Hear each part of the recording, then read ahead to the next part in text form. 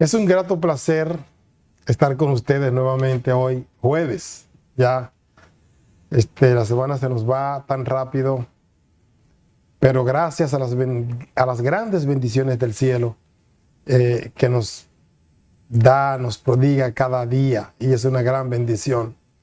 Y estar con ustedes y estar estudiando todos estos temas, la vida de Cristo, es tan esencial para mi vida especialmente. Y ojalá que esto sea también transmitible a ustedes, que ustedes se sientan llenos, pero llenos del deseo y la acción de estudiar estos temas, de hablar de Cristo, de hacer de Cristo su vida. Hoy tenemos el Dios sufriente. Vamos a ver qué pasa. Si Cristo sufrió, ¿por qué sufrió? ¿Cuánto sufrió? ¿Y qué va a pasar entonces con nosotros? Vamos a ver qué nos dice la Biblia acerca de eso. Pero antes, mis queridos, vamos a doblar nuestras rodillas. Vamos a pedirle a Dios la iluminación de su Santo Espíritu, que es lo que nosotros tanto necesitamos. Vamos, amén, mis queridos, a orar. Amante y bondadoso Dios que estás en los cielos, gracias por darnos el gran privilegio de estudiar tu palabra. Es un privilegio porque nos conectamos con el universo, con el cielo mismo. Amén, Señor. Contigo mismo, creador de todo. Así que te suplicamos que tú estés con nosotros en este momento tan especial de tu estudio y tu palabra, que podamos también ser lo mejor expresivo, que los hermanos nos entiendan bien y que podamos hacer lo que a ti te agrada en todo. Amén. Gracias, oh Dios del cielo. Bendice a nuestros hermanos y nuestros amigos. En el santo nombre de Cristo Jesús oramos. Amén. Amén.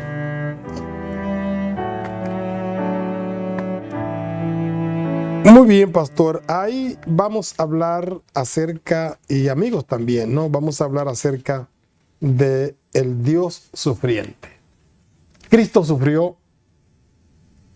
Los discípulos también sufrieron, y antes de Cristo los profetas también sufrieron, muchos, incluso en calabozos, el mismo apóstol Pablo también, y en la Edad Media también. Siempre ha habido un sufrimiento. No sé por qué algunos dicen, bueno, no vamos a sufrir, no vamos a pasar por la tribulación. Claro. La más grande tribulación la pasó Cristo.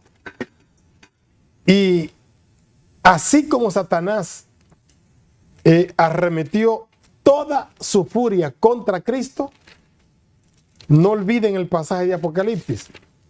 Se fue a hacer guerra contra la simiente, contra el resto, contra la simiente, los que guardan los mandamientos de Dios y tienen la fe de Jesús. O sea que Satanás también va a derramar toda su ira, va a hacer todo lo posible por perseguir, maltratar, hacer que los hijos de Dios renuncien a Dios, renuncien a Cristo, renuncien a su fe. Él va a hacer todo lo posible, todo lo posible.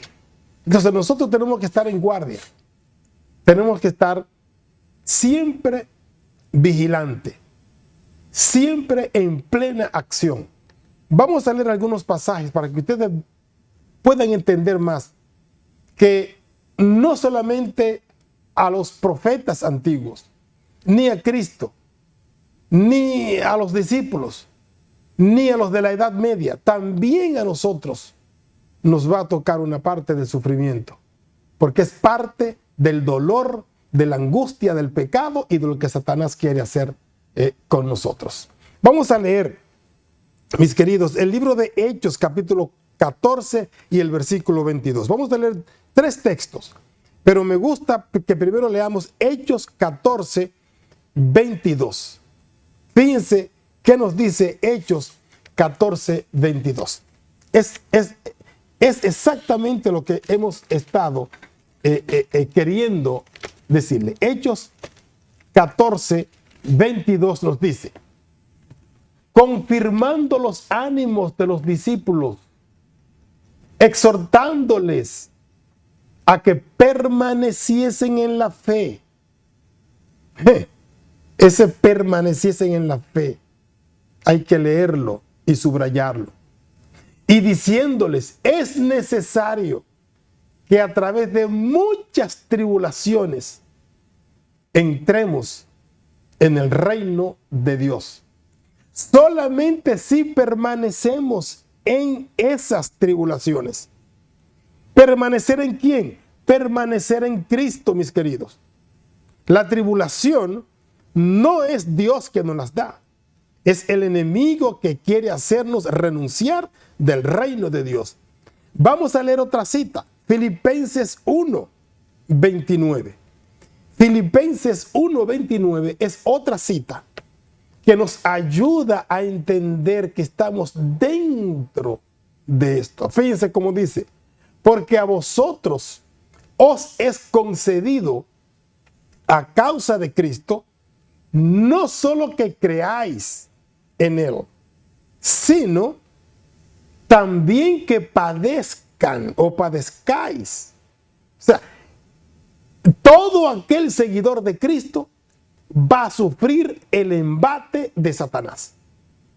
De alguna manera. Pero una cosa sí les digo, mis queridos. Poderoso es Cristo para ayudarnos a pasar incólume por esas tribulaciones que Satanás nos quiere hacer pasar. Amén. Y nos va a hacer pasar. ¿Ven? Así que, y la última cita que les voy a pedir a que leamos es 2 de Timoteo 3:12.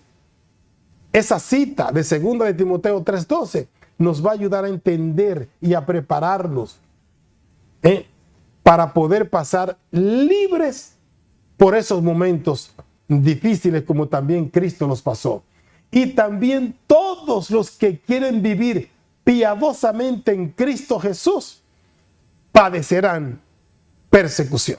Amén. O sea, que no hay nada que nos haga escapar antes de entrar por las puertas del cielo de una persecución atroz que va a ser Satanás. Ahora bien, ¿cómo podemos librarnos de todo esto? Identificándonos con Cristo, soportándonos los unos a los otros en las iglesias, dejando pasar muchas cosas, yendo a la iglesia a adorar. Si usted llega a la iglesia a adorar, se va a encontrar con Cristo, se va a encontrar el gozo. Cuando usted llegue a la iglesia, vaya para la iglesia, piense en los frutos del Espíritu. Gozo. En la iglesia usted se va a gozar. Paz. Va a tener paz con sus hermanos. Va a soportar cualquier situación. Y antes de desligarse, de salirse de la iglesia, es lo contrario. Es unirse con los hermanos para juntos luchar hasta que Cristo venga en gloria. Amén. Ese es el punto principal. A eso fue que Cristo vino, a unirnos, a ponernos en contacto con el cielo y la eternidad. Siempre y cuando usted mire a Cristo, saboree a Cristo, va a encontrar paz y la tribulación no le va a servir de desánimo. Eso no le va a servir de desánimo. La tribulación le va a sentir de gozo y de alegría. Eso era lo que pasaba con los de la Edad Media, con Wycliffe, con Hus, con otros tantos más que menciona el libro de Apocalipsis, el conflicto de los siglos, que nos dice claramente cómo eran quemados vivos. Y cuando estaban quemando, se estaban cantando, porque la tribulación no funciona cuando usted está en Cristo. Esa es la pura verdad. Y todos vamos a pasar por esa situación, pero siempre con Cristo, Pastor Juárez. Así es, pastor. Es interesante todo lo que ha mencionado Pastor José, y nos lleva, ¿verdad?, al sufrimiento de nuestro Señor. Y vemos cómo la historia, pastor, vamos a mencionar dos cosas muy importantes. La primera, ¿por qué vino el sufrimiento o el dolor? Vemos en el libro de Génesis cómo y por qué trae la desobediencia a esta raza humana. Vamos a ver dos cosas. Cristo no sufrió porque cometió pecado o porque desobedeció. Cristo no sufrió porque Él había llevado un pecado. Así es. Cristo no fue llevado a la cruz porque Él fue un pecador. Vamos a ver dos cosas muy interesantes porque el sufrimiento viene. Y principalmente nuestro enfoque va a ser la desobediencia. Así es. Pastor, el sufrimiento viene por la desobediencia. Así es. Primeramente vamos a dar el ejemplo de la humanidad y luego vamos a dar el ejemplo de Cristo. Nosotros como humanos tenemos la tendencia de desobedecer. Así es. Y vamos a irnos un poquito al pueblo de Israel. Dios escuchó su clamor. Así es. Dios los sacó de Egipto. Dios los libró de la esclavitud. Dios los sacó con mano poderosa. Dios les dio alimento. Dios les dio promesa. Dios les dio de todo. Les puso la nube de calor, la nube de frío. Dios los tenía como un pueblo escogido. Especial. Especial. Así es. Hasta ahí vamos bien. Pero a Así es. pesar de ver con los ojos cómo el poder de Dios a través de un siervo, trayéndolo de la esclavitud de todo que era Moisés, vino la murmuración. Así es. Vino la idolatría, vino la desobediencia, vino el pecado, vino el descontento. Por eso, como dice el párrafo, una frase, de acuerdo, las consecuencias vienen por las decisiones que tomamos. Así es. ¿Por qué sufrió Así el rey David? ¿Por qué sufrió entre su familia? Hubo desobediencia, hubo sufrimiento. O sea que el sufrimiento es el resultado de nuestra decisión. Y el sufrimiento del resultado de la desobediencia, como dice en el capítulo 3, verso 6 del libro de Génesis, dice: y vio la mujer que el árbol era bueno para comer y que era agradable a los ojos y árbol codiciable para alcanzar la sabiduría, y tomó de su fruto y comió. Y dio también a su marido, el cual comió así con ella. Así que Dios puso la señal de obediencia o de desobediencia. Ahora, esto es con respecto al pueblo de Israel. Ahora, a nuestra humanidad. ¿Por qué mucha gente, pastor, exclama y dice: Dios se ha olvidado de mí? Mira, Dios me está castigando. Mira, Dios cómo castiga la tierra. Tanta destrucción, tanta guerra, tanto esto. ¿Por qué hay tanto sufrimiento en la tierra? ¿Será que Dios es un Dios tirano? ¿Será que Dios es un Dios castigador? Miren, hermanos y apreciado público, Dios es un Dios justo. Así es. Y lo que está pasando en nuestro medio ambiente y nuestra actualidad es por nuestra desobediencia que acarreamos todas estas cosas. Ahora, Cristo no murió porque había cometido pecado. Dice que Cristo, aún desde su infancia, siempre se mantenía al margen de rectitud. Así es. Nunca mentía, o sea que en su boca no salió mentira. Nosotros mentimos a diario y hay consecuencias. Por eso Cristo murió, Cristo sufrió, no porque había pecado, no porque había cometido algo, una infracción con la ley de Dios. Al contrario, Él cumplía la ley de Dios por amor. Correcto. Y por eso Él murió. Y precisamente, pastor, eso es lo que nos da ánimo a nosotros. Por un ejemplo, nosotros nacemos con esa inclinación. Cuando el ser humano nace, crece, lo que ve es lo que va a hacer. Exacto. Lo que ve es lo que va a hacer. Mayormente, eso es lo que hace. Entonces, cuando el ser humano crece, ya está inclinado al pecado. Ya ese ADN que tenemos es un ADN de pecado. Y Cristo vino precisamente para rescatarlo. El único ser humano en la tierra, el único ser humano que puede rescatar es Cristo. ¿Por qué? Porque Él, como usted dijo, pastor, no pecó. Retó al enemigo. Le ganó la batalla al enemigo. Y Él es Dios. Y por Él somos salvos. Amén. O sea, que el único que puede hacer todo eso es Cristo. Ahora bien, hay una parte acá que nos dice muy claramente. Quería leer un párrafo, pastor, de la Biblia. Adelante. Ahorita le interrumpo. Adelante. El libro de Romanos, capítulo 8, el verso 34, si no estoy mal, nos va a mostrar acerca de esto, de lo que estamos viendo ahorita. Y vamos a ver, dice, ahí está correcto, hasta el 38, si no estoy mal, dice, ¿quién es el que condenará? Cristo es el que murió, más aún el que también resucitó, el que además está a la diestra de Dios, el que también intercede por nosotros. El siguiente, por favor. ¿Quién nos separará del amor de Cristo? Y noten aquí esta expresión de Pablo, cómo lo desglosa. Cada cosa nos va a identificar con nuestra actualidad, con lo que pasó Cristo. Y miren cómo dice, tribulación o angustia o persecución o hambre o desnudez o peligro o espada, como está escrito, por causa de ti somos muertos todo el tiempo. Dice, somos contados como ovejas. Ahora, vamos al 36, por favor. Miren qué nos dice el párrafo del versículo 36 al 38. Es notable cómo nos va mostrando. Dice, antes en todas estas cosas somos más que vencedores por medio de aquel que nos amó. Por lo cual estoy seguro que ni la muerte, ni la vida, ni ángeles, ni principados, ni potestades, ni lo presente, ni lo porvenir. El que sigue, por favor, gracias. Ahí está. Ahí está.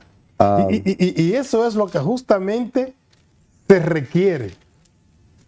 Nada nos debe separar. Y esto es lo que complementa, pastor. Dice, ni lo alto, ni lo profundo, ni ninguna otra cosa creada nos podrá separar del amor de Dios que es en Cristo Jesús, Señor nuestro. Así que, hermano, la tribulación que estamos pasando no es nada, porque dice el Señor, en nuestra actualidad solamente son principios de dolores. Tú te vas a acordar cuando la profecía se cumpla, en Apocalipsis 13, donde las dos bestias unan poderes y traigan la persecución más terrible de toda la historia, te vas a dar cuenta que eso sí es persecución. Acordémonos de todo. Cristo dice un libro que se llama Cristo triunfante. Y vamos a ver cómo la expresión nos muestra de que las dolencias, los sufrimientos que Él fue padeciendo, hermanos, tenemos que tener en conciencia y en consideración que si queremos vivir piamente, vamos a padecer persecución. Dice esta parte aquí, pastor, del Espíritu Profecía, del deseado de todas las gentes, de la página 701. Dice, toda su vida.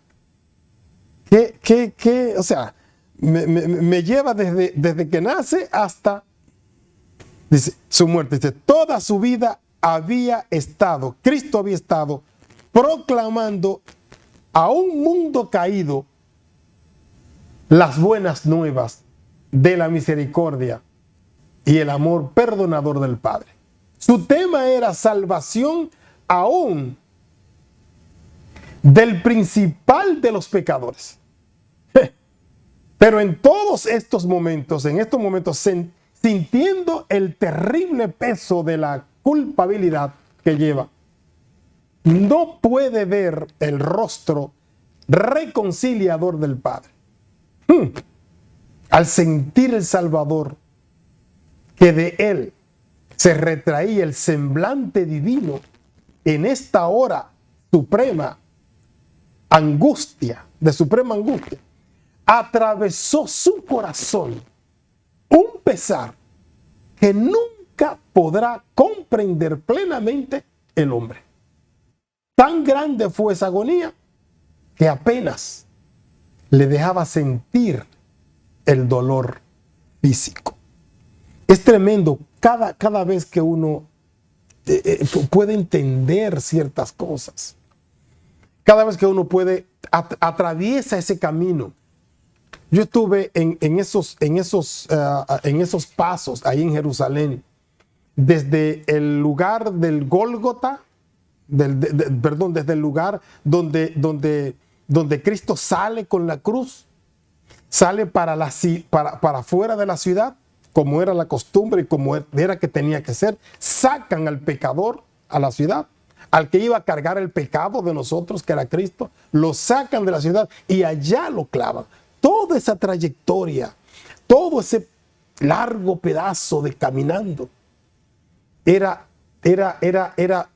largo, pero terrible la multitud cómo apretaba, las palabras que Cristo escuchaba, su rostro estaba, sus ojos de los golpes, su cuerpo, sus ojos, los ojos estaban llenos de golpe, hinchados, su rostro con estupos.